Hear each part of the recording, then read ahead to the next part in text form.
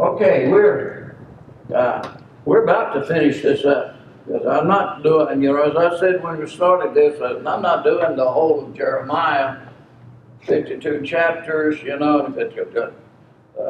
if I went verse by verse like we did Revelation for 22 chapters, and it took us 4.5 years to finish that. Wow.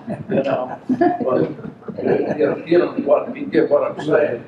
Anyway, we're about to finish up. But our main purpose was to show the five last kings of Judah and the rulers and some of the prophecies that were made under their reign. The chapters of Jeremiah are not necessarily in order. Sometimes you'll find something that happened, in later years in a different place, and something that happened in former years. For example, if you go to some of the last chapters of Jeremiah, the prophecy concerning Egypt actually took place earlier when Babylon took over rule. But you'll find that prophecy back there in the back part. Anyway. I have a question. Okay. I noticed that you have the kings numbered up to 20, and then the governor, who would be head of the government, just like the king would be. Is there any way we can number how many kings have been over, or governments have been over Israel from then till now? The total number? Is there? Well, as far as kings? Well, kings and governors, yeah, or prime ministers, or whatever you want to call the head of the government. If you take Israel,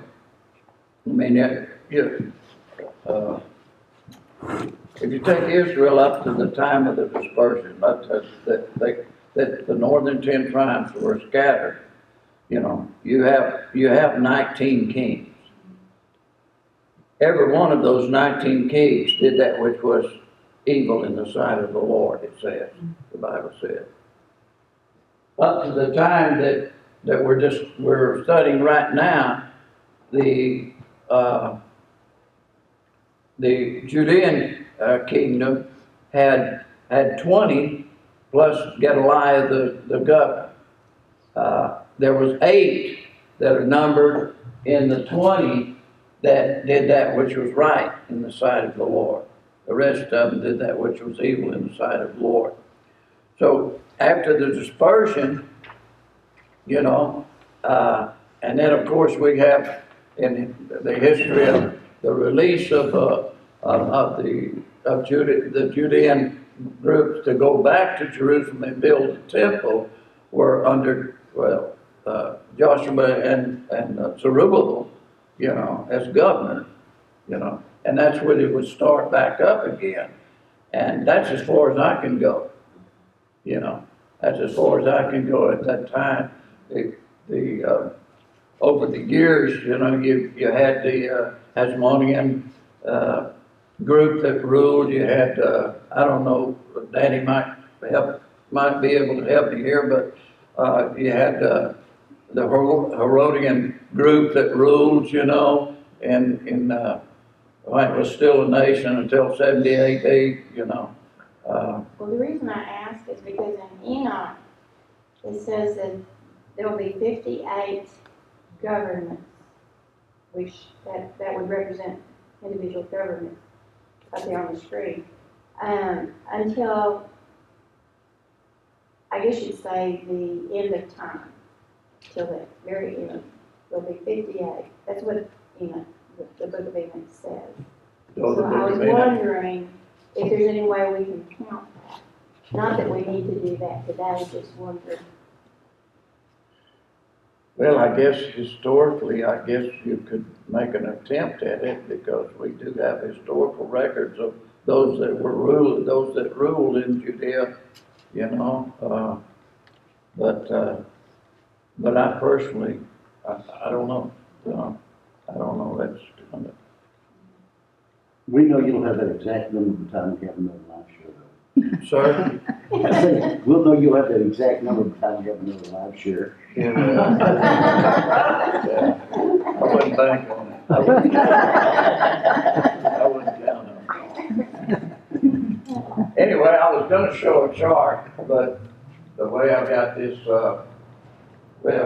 set up and the colors that I had on the chart in the background, when I tried to incorporate it into this right here, you wouldn't have been able to see it just because of the background colors on this and cause the other to disappear, you know. So I was going to show a different chart, but anyway, we have King Josiah.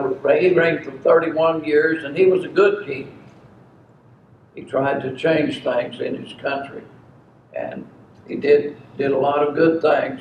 But then he went out to meet Pharaoh Necho and was killed. And remember that Jeremiah started his ministry in the 13th year of Josiah. And we said last week that Jeremiah preached, if you take the 13 years, the 31, that's 18 years, if you just take Jehoiakim and Zedekiah's reign, that's 22 years. So you got 40 years that he was preaching. And that was a difficult time for Jeremiah. He spent a lot of times in jail, in stocks, and I mean, you know, who wants to be a preacher? Well, who wanted to be a preacher back then? I mean, yeah, it wasn't easy, was it? Then you had Jehoahaz, and you had Jehoiachin, and Gedaliah as governor. They only lasted 3 months. In fact, the matter is, Zedekiah was Jehoiachin was 3 months and 10 days. So they didn't last very long back then. I mean, you know, sometimes it just didn't last very long. In the case of Gedaliah, we were studying last week, he was killed. We're going back to that in just a minute. So that we're just kind of looking at the reign of these last kings of Judea and some of the prophecies that was under them. Let me show you something else. I'm always looking at dates and times and when things are happening. This may not mean anything at all to anybody, or even in the spiritual realm or anything like that, but it's interesting.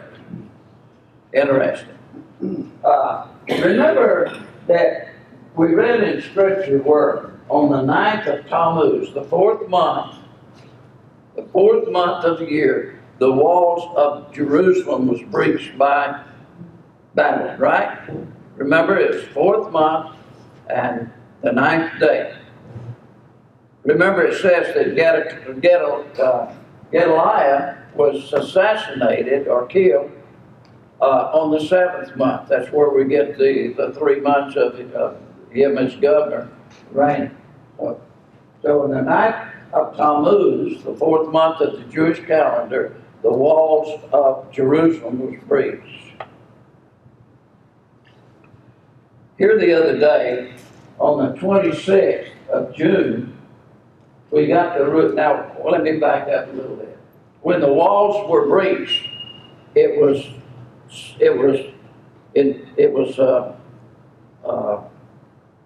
actually bringing the whole of the government of Judea down.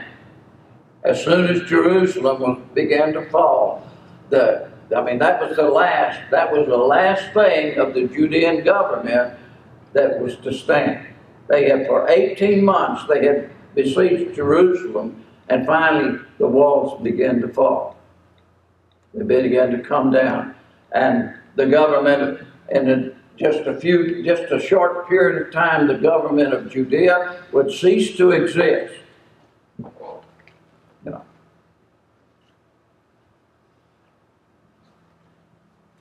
On the 26th of June was when the Supreme Court issued their ruling on homosexual marriage. Same day that the walls of Jerusalem fell. I'm not saying that means anything, but I am saying that it is, it could be. It could strongly indicate this is when this country, it begins to fall rapidly. You know, just because of, then, of course, after that, see, the whole of the city wasn't totally destroyed on the 9th of Tammuz. That's when the Babylonians broke through the wall. 4 weeks later, in the the Jewish month of Av, on the 9th of Av, exactly 4 weeks later, was when the temple was destroyed. In fact, the matter is that the Jewish rabbis are amazed at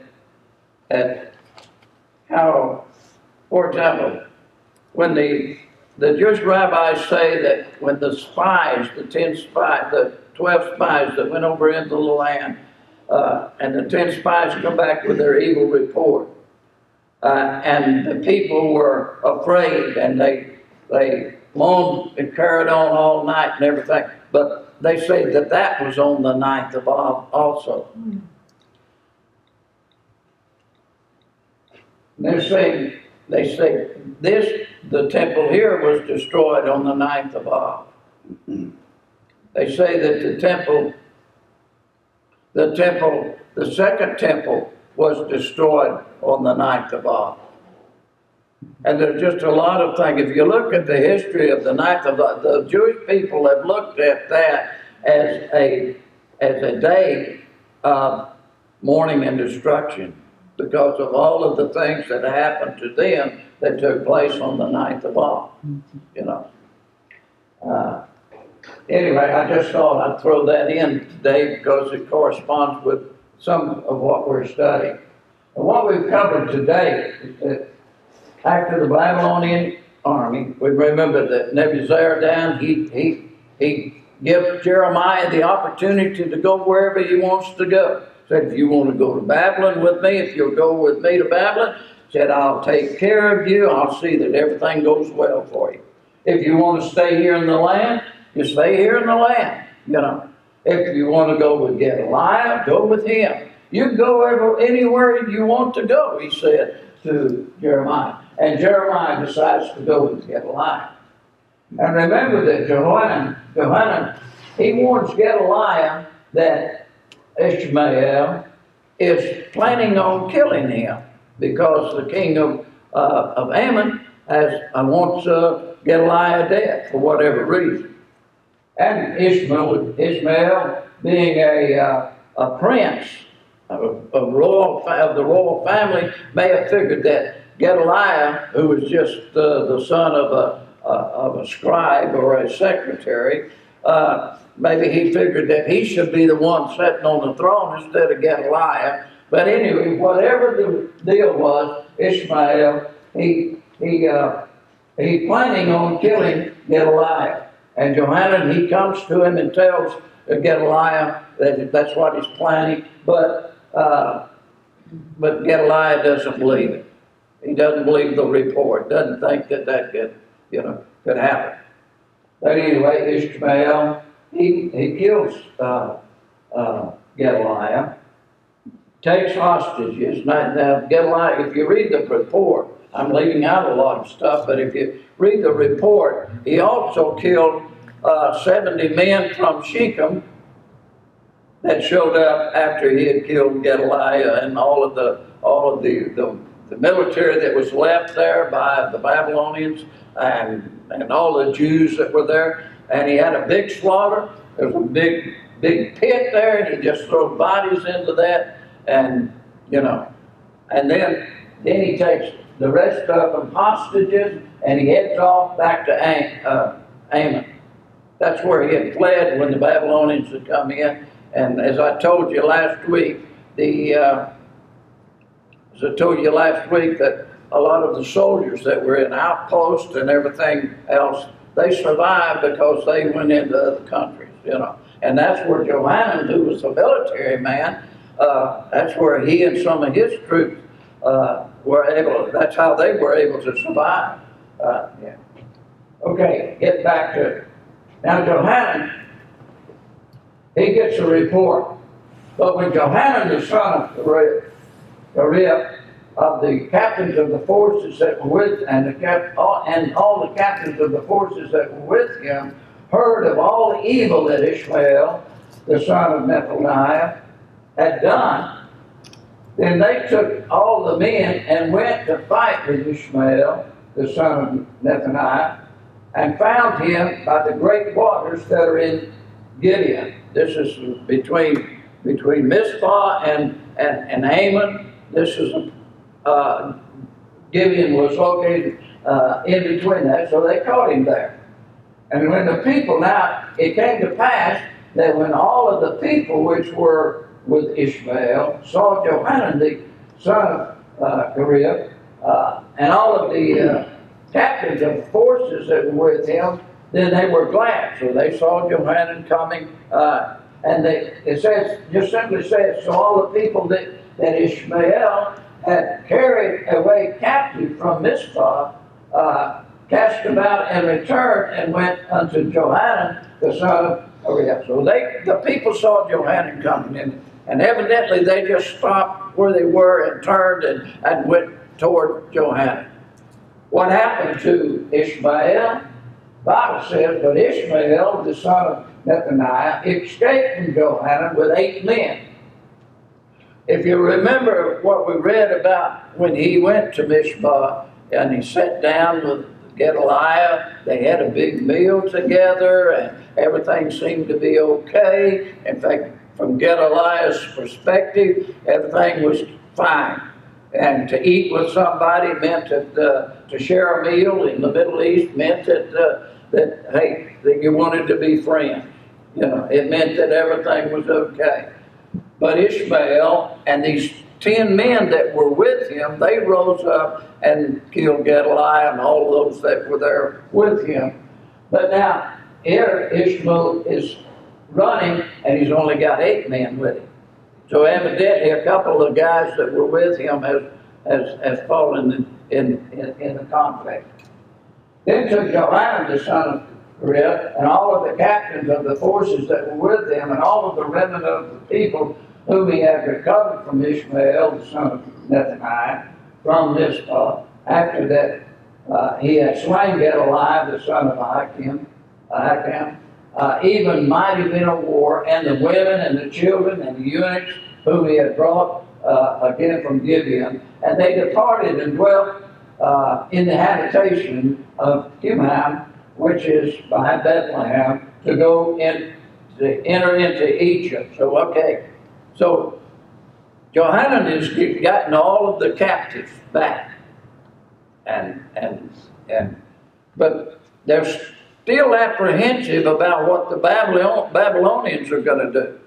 They have a deep fear of what the Babylonians are going to do once they find out Gedaliah's dead, and the Babylonian troops that were left there to assist Gedaliah, and plus the Jews, and plus all that had gone on. They were fearful of what was going to happen, so what they planned on doing was going to Egypt, going to flee to Egypt. And evidently Jeremiah is with those captives that Johanan has taken, because it says, and I'm just a very first part of the of verse 2 in chapter 42. It says, and it said unto Jeremiah the prophet. So that lets us know that Jeremiah was with him. This whole verse does. So we get to the verse in just a minute. But it says, then all the captains of the forces and Johanan, the son of Kareah, and Jezaniah, the son of Hoshaniah, And all of the people from the east, even unto the greatest, came near and said unto Jeremiah the prophet,